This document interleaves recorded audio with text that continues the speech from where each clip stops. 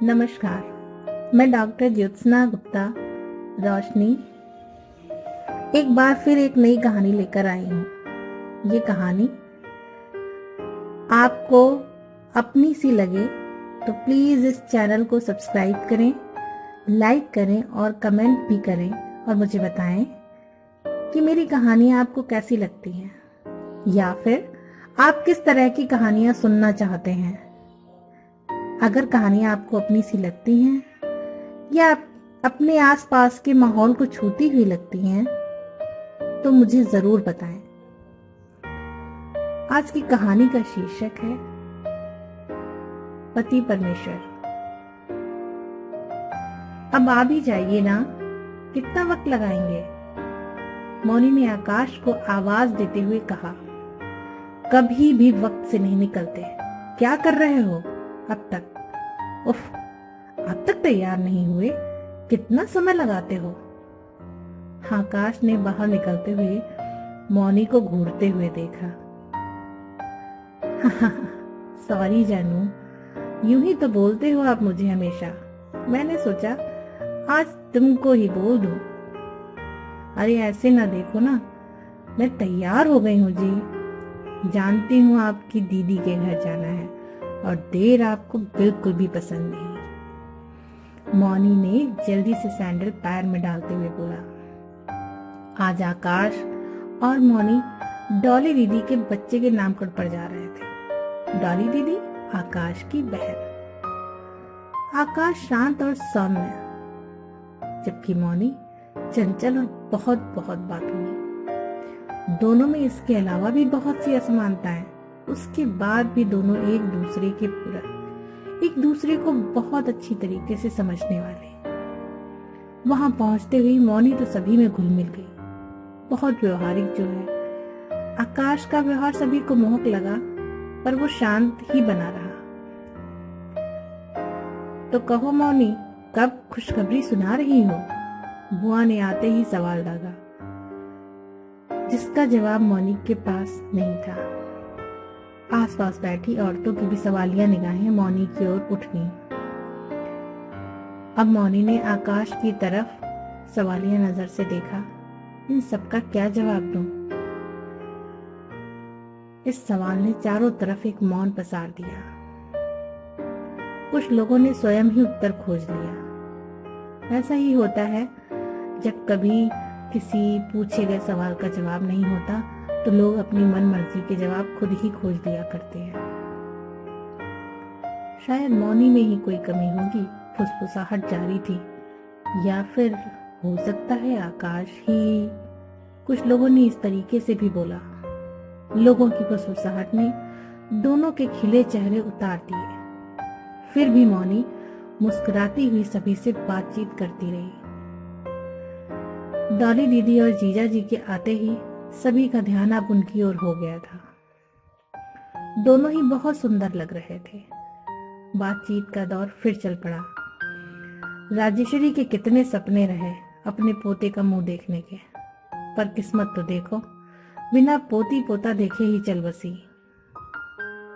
इस तरीके की बातें सुन सुनकर अब मौनी की पलकें भीगने वाली थीं कि आकाश ने आकर उसका हाथ थाम लिया और आंखों से इशारा किया, जिसे समझकर मौनी फिर से मुस्कुरा दी। तभी डॉली की सास ने आवाज दी, मामी मामा को बुलाओ, ननिहाल का शगुन करें आकर। ना डॉली की सास की आवाज सुनकर मौनी आगे बढ़ी।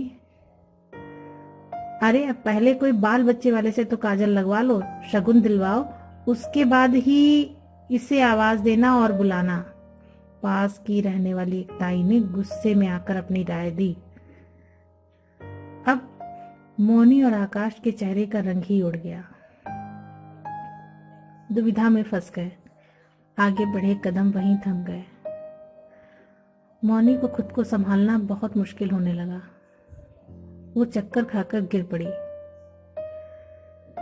पर डॉली दी ने प्यार से सर पर हाथ फिराया और कहा, क्यों तू बेकार की बातों पर ध्यान देती है? चल पहले शगुन कर और इसका नाम तू ही रख। रो मत, आंसू किस लिए बहाना।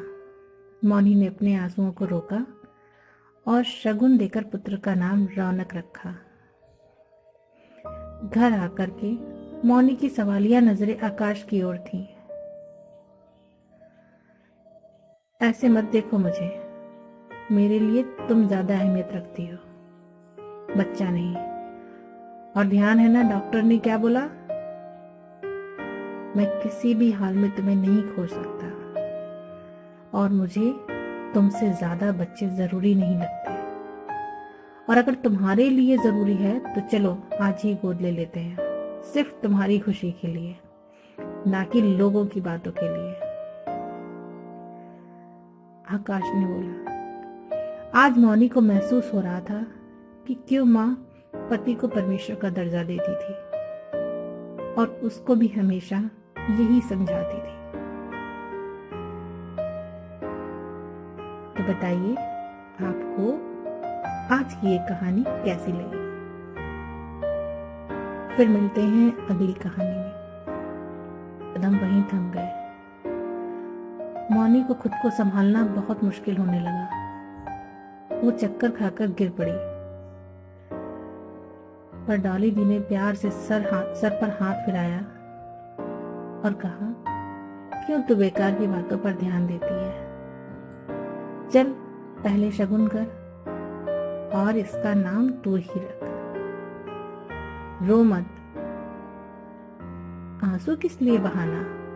मौनी ने अपने आंसुओं को रोका और शगुन देकर पुत्र का नाम रौनक रखा।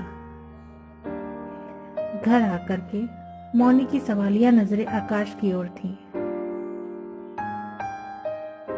ऐसे मत देखो मुझे, मेरे लिए तुम ज्यादा अहमियत रखती हो, बच्चा नहीं। और ध्यान है ना डॉक्टर ने क्या बोला,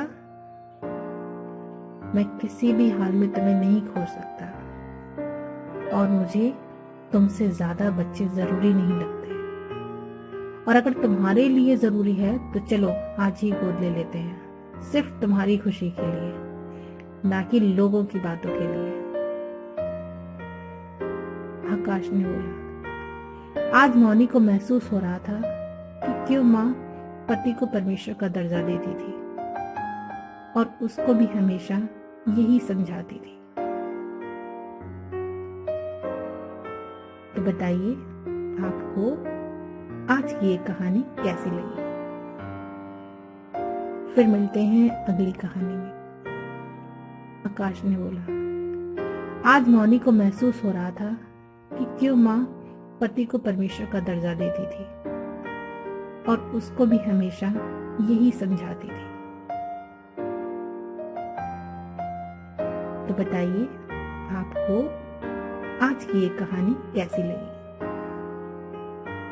फिर मिलते हैं अगली कहानी में। कैसी लगी। फिर मिलते हैं अगली कहानी में।